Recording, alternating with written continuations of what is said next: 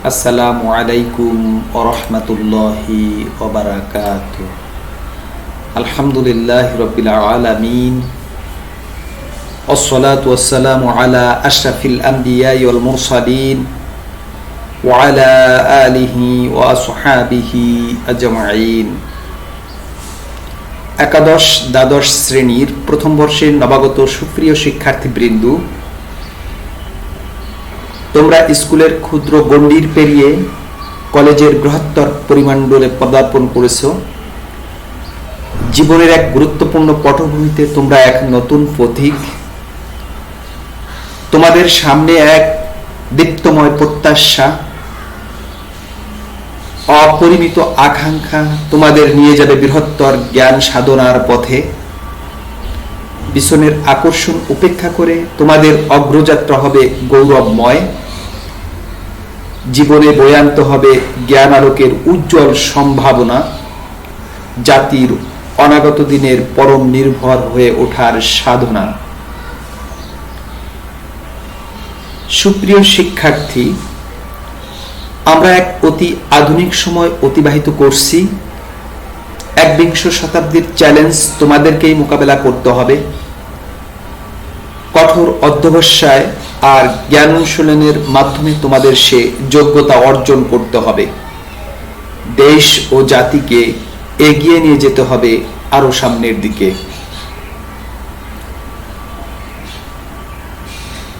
প্রিয় উচ্চ মাধ্যমিক শ্রেণীর নবাগত শিক্ষার্থীবৃন্দ, তোমাদের মধ্য থেকে যারা মানবিক বিভাগের চতুর্থ বিষয় ইসলাম শিক্ষা বিষয়টি বেছে নিয়েছ, তাদেরকে সরকারি কাজী মাহবুবুল্লাহ কেএম কলেজের ইসলামিক স্টাডিজ বিভাগের পক্ষ থেকে সুস্বাগত ও অভিনন্দন। কোভিড-19 প্রাদুর্ভাবে সারা বিশ্বের শিক্ষা ব্যবস্থা যেখানে স্বাভাবিক নয়, সেখানে সকলেই অনলাইন ক্লাসের মাধ্যমে শিক্ষা কার্যক্রমকে এগিয়ে নিয়ে যাচ্ছে। আমরা সরকারি কাজী মাহবুবুল্লাহ কেএম কলেজ ভাঙ্গা ফরিদপুরের পক্ষ থেকেও তোমাদের অনলাইনে ক্লাস নিচ্ছি।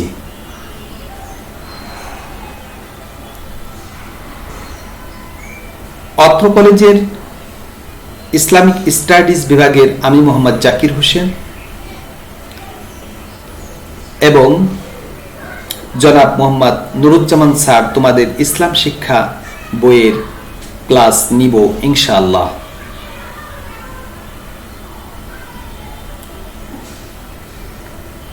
আমি আমার অনলাইন ক্লাসের শুরুতেই আমার পরিচয় দিচ্ছি। আমি মোহাম্মদ জাকির হোসেন, প্রভাষক ইসলামিক স্টাডিজ বিভাগ, সরকারি কাজী মাহবুবুল্লাহ কেএম কলেজ ভাঙ্গা ফরিদপুর। আমার ক্লাসে তোমাদের অভিনন্দন। আমার এই অনলাইন ক্লাসে তোমরা যারা তোমাদের পাঠ্য বই চতুর্থ বিষয় হিসাবে ইসলাম শিক্ষা বিষয়টি নিয়েছ, তাদেরকে দুটি বিষয়ের সুসংবাদ দিতে চাই। প্রিয় নবী সাল্লাল্লাহু আলাইহি ওয়াসাল্লাম বলেছেন, তালাবুল ইলমি ফারিদাতুন আলা কুল্লি মুসলিমুন। প্রত্যেক মুসলমান নরনারীর উপর জ্ঞান অর্জন করা ফরজ, অর্থাৎ অবশ্য করণীয়। কিন্তু কোন জ্ঞান? যে জ্ঞান আমার পার্থিব এবং পরলৌকিক জীবন পরিচালনার জন্য প্রয়োজন। উচ্চ মাধ্যমিক শ্রেণীর পাঠ্যসূচির ইসলাম শিক্ষা বিষয়টির অধ্যায়গুলো এমনভাবে সাজানো গোছানো হয়েছে যে যা আমাদের ইহকাল ও পরলৌকিক উভয় জীবনের জন্য অত্যন্ত গুরুত্বপূর্ণ। বইটিতে নতুন প্রজন্মকে একবিংশ শতাব্দীর চ্যালেঞ্জ মোকাবেলার পাশাপাশি ধর্মীয় ও নৈতিক মূল্যবোধ, জাতীয় ঐতিহ্য ও মহান মুক্তিযুদ্ধের চেতনায় উদ্বুদ্ধ হয়ে ইসলামী শরিয়াতের বিধান পালনের মাধ্যমে নিজেকে ইহ ও পরকালের যোগ্য করে গড়ে তোলাই এর উদ্দেশ্য। অধ্যায়গুলো এক এক করে আমি তোমাদের সামনে তুলে ধরছি। তোমরা যারা আমার এই ক্লাসটি দেখছো, আশা করি খাতা কলম নিয়ে বসে প্রয়োজনীয় কথাগুলো লিখে নেবে। ইসলাম শিক্ষা প্রথম পত্র।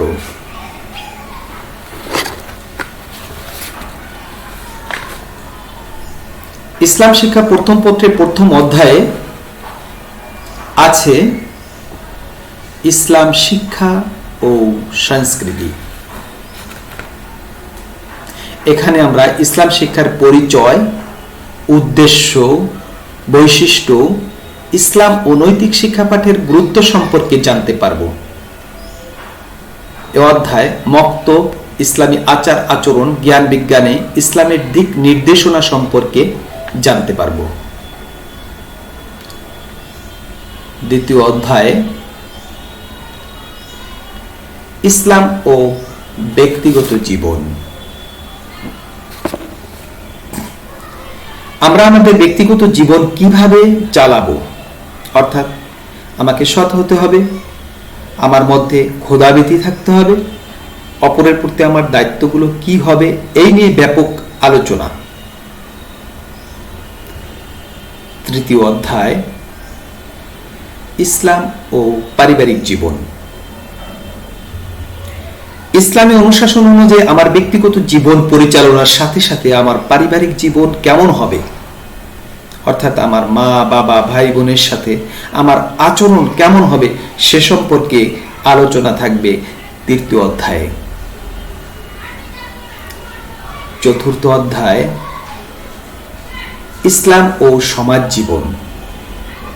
আমার ব্যক্তিগত ও পারিবারিক জীবন ইসলাম অনুশাসন অনুযায়ী পরিচালনার সাথে সাথে আমার যে প্রতিবেশী ভাই বোন আছে, হোক সে মুসলমান বা অন্য কোনো ধর্মের, তার প্রতি আমার কি দায়িত্ব আছে, কি অধিকার আছে, সবার সুখ শান্তি, সুশৃঙ্খল জীবনযাপন, সম্প্রীতি, শান্তিময় সমাজ গঠনের জন্য আমাদের কি করণীয় তা চতুর্থ অধ্যায়ে রয়েছে।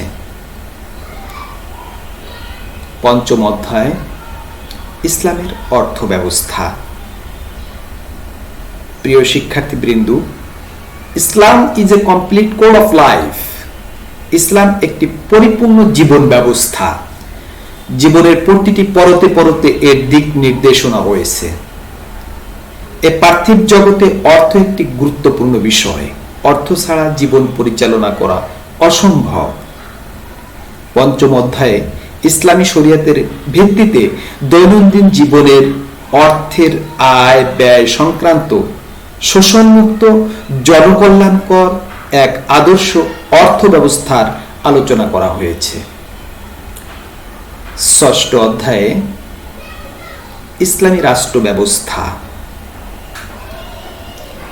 মহান রব্বুল আলামিন মানুষ সৃষ্টি করেছেন তার খলিফা হিসাবে প্রতিনিধিত্ব করার জন্য।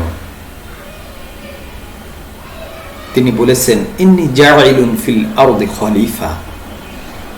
তার ইচ্ছা দুনিয়াতে বাস্তবায়ন করাই মানুষের কাজ। তাই স্বাভাবিকভাবেই পার্থিব ও জাগতিক প্রশাসনিক পরিচালনার দায়িত্ব মানুষের। সুতরাং আল্লাহর বিধান অনুযায়ী রাষ্ট্র পরিচালনার দায়িত্ব দেওয়া হয়েছে এই মানুষকেই। ষষ্ঠ অধ্যায়ে ইসলামী রাষ্ট্র ব্যবস্থা সম্পর্কে আলোচনা করা হয়েছে। সপ্তম অধ্যায়ে ইসলামের আন্তর্জাতিক ব্যবস্থা। ইসলাম শান্তির ধর্ম। ইসলাম গোটা পৃথিবীতে শান্তি প্রতিষ্ঠা করতে চায়।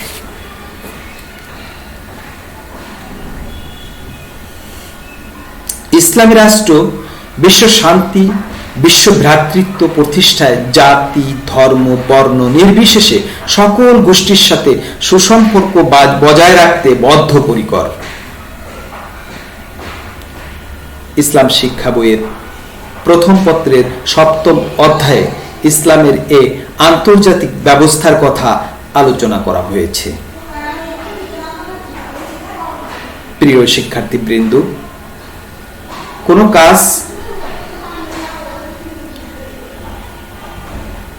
একজন মানুষ তার ব্যক্তিগত জীবনের পাশাপাশি পারিবারিক, সামাজিক, রাষ্ট্রীয়, আন্তর্জাতিক জীবনে কোন কাজ করতে হবে আর কোন কাজ থেকে বিরত থাকতে হবে তা আলোচনা করা হয়েছে উচ্চ মাধ্যমিক শ্রেণীর ইসলাম শিক্ষা বইয়ের প্রথম পত্রে।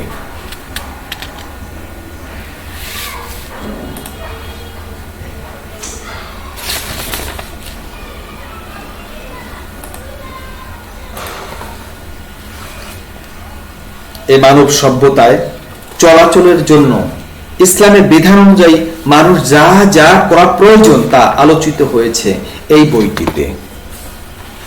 এতেই ইহ ও পরকালের শান্তি। আল্লাহ রাব্বুল আলামিন বলেন, ফামান তাবিয়া হুদায়া ফালা খাউফুন আলাইহিম ওয়া হুম ইয়াহজানুন। যারা আমার প্রদত্ত বিধান অনুসরণ করবে তাদের ইহকাল ও পরকালে কখনোই কোনো ভয় ও চিন্তা থাকবে না। প্রিয় শিক্ষার্থীবৃন্দ, ইসলাম শিক্ষার দ্বিতীয় পত্রে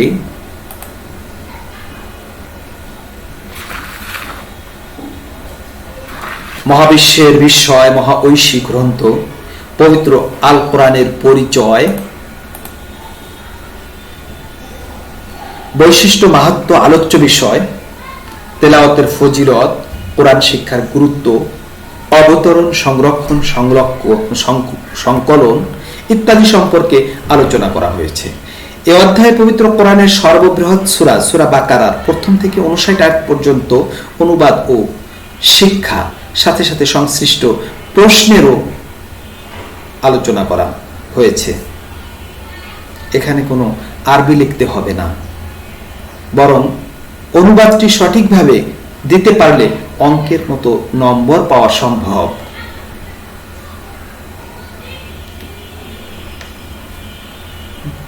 দ্বিতীয় অধ্যায় থাকবে আল হাদিস। বিশ্ব মানবতার মুক্তির দূত বিশ্বনবী মুহাম্মদ সাল্লাল্লাহু আলাইহি সাল্লামের জীবন চরিত, হাদিসের পরিচয়, প্রয়োজনীয়তা, গুরুত্ব, প্রকারভেদ, সংরক্ষণ, সংকলন এবং অধিক প্রয়োজনীয় মহামূল্যবান 25টি হাদিসের অনুবাদ, শিক্ষা এবং সংশ্লিষ্ট প্রশ্ন নিয়ে আলোচনা থাকবে। তৃতীয় অধ্যায়ে ইজমা এবং চতুর্থ অধ্যায়ে কিয়াস। ইসলামী জীবন গঠনে কোরআন হাদিসের অনুসরণের সাথে সাথে যে বিষয়গুলো কোরআন ও হাদিসে স্পষ্ট পাওয়া যায়নি সে বিষয়গুলো ইজমা, কিয়াস থেকে খুঁজে নিতে হয়। ইসলাম শিক্ষা দ্বিতীয় পত্রের এই ইজমা ও কিয়াসের পরিচয়, রোকন, হুকুম, প্রয়োজনীয়তা ইত্যাদি তৃতীয় ও চতুর্থ অধ্যায়ে আলোচনা করা হয়েছে। পঞ্চম অধ্যায়ে আল ফিকহ, ইসলামী আইনশাস্ত্র তথা ফিকহের পরিচয়, উৎপত্তি, ক্রমবিকাশ, প্রয়োজনীয়তা, মাযহাব ইত্যাদি নিয়ে আলোচনা করা হয়েছে। ষষ্ঠ অধ্যায়ে মৌলিক ইবাদত সমূহ, ইসলামের মৌলিক ইবাদত, কালিমা, নামাজ, রোজা, হজ, যাকাত এর শিক্ষা, গুরুত্ব বর্ণনা করা হয়েছে ষষ্ঠ অধ্যায়ে। সপ্তম অধ্যায়ে তাসাউফ, তাসাউফের পরিচয়, ক্রমবিকাশ, গুরুত্ব, প্রয়োজনীয়তা এবং বিশিষ্ট সুফিদের জীবন চরিত সম্পর্কে আলোচনা করা হয়েছে। প্রিয় শিক্ষার্থীবৃন্দ, 21শ শতাব্দীর চ্যালেঞ্জ মোকাবেলা বিশ্বের দরবারে দেশ ও জাতিকে এগিয়ে নিয়ে একজন খাঁটি পাকাপোক্ত মুসলমান হিসেবে নিজেকে গড়ে তোলার জন্য যা প্রয়োজন তোমাদের এই ইসলাম শিক্ষা বইটিতে পাবে। ক্লাসের শুরুতেই আমি তোমাদের দুটি সুসংবাদের কথা বলেছিলাম। একটি হলো এই বিষয়টি তোমার পাঠ্যপুস্তক হিসেবে নিলে তুমি আল্লাহ ও তার রাসূলকে সন্তুষ্ট করতে পারবে। জীবনের এই দীর্ঘ সময়ে চলার পথে ধর্মীয় জ্ঞানের পরিধি বাড়াতে পারবে। আর দ্বিতীয়টি হলো, বিষয়টি এত সহজ যে আয়ত্ত করার জন্য তোমাকে অধিক সময় দিতে হবে না, বেশি কষ্ট করতে হবে না। স্বাভাবিকভাবেই তুমি পরীক্ষার প্রশ্নের উত্তর দিতে পারবে, কেননা ইসলাম শিক্ষা বইটির বিষয়গুলো একজন মুসলমানের জীবনের প্রতিটি মুহূর্তের সাথে ওতপ্রোতভাবে জড়িত। একজন মুসলমান হিসেবে আমরা দৈনন্দিন জীবনের যে কাজগুলো সাধারণত করে থাকি তাই এই বইটিতে আলোচনা করা হয়েছে। যেমন ধরো, পিতামাতার প্রতি একজন সন্তানের দায়িত্ব কর্তব্য কি? এর উত্তরে তুমি অবশ্যই বলবে, একজন সন্তানের দায়িত্ব কর্তব্য হলো তার পিতার প্রতি শ্রদ্ধা করা, তার ডাকে সাড়া দেওয়া, তাকে ভালোবাসা, তাকে সেবা শুশ্রূষা করা, তার দেখাশোনা করা, মৃত্যুবরণ করলে দাফন কাফনের ব্যবস্থা করা এবং তার জন্য দোয়া করা। ব্যাস, হয়ে গেল উত্তর। এমনিভাবে অন্যান্য প্রশ্নগুলো অতি সহজে উত্তর দিতে পারবে, ফলে পরীক্ষায় তোমরা ভালো নম্বর পাবে। আশা করি আমার আজকের এই ক্লাস থেকে তোমরা তোমাদের ইসলাম শিক্ষা বিষয়ের আরবি না পারার ভয় দূর করতে পেরেছো। বিষয়টি শুরু থেকে শেষ পর্যন্ত যথেষ্ট ধারণা পেয়েছো। তোমরা যদি অধ্যায়গুলো ও আমার আলোচনার বিষয়টি স্মরণ রাখতে পারো, পরবর্তী ক্লাসে তোমাদের জন্য আলোচনাগুলো মুখস্থ রাখা আরো সহজ হবে। আজ এখানেই শেষ। ধন্যবাদ সকলকে। আসসালামু আলাইকুম ওয়া রাহমাতুল্লাহি ওয়া বারাকাতুহু।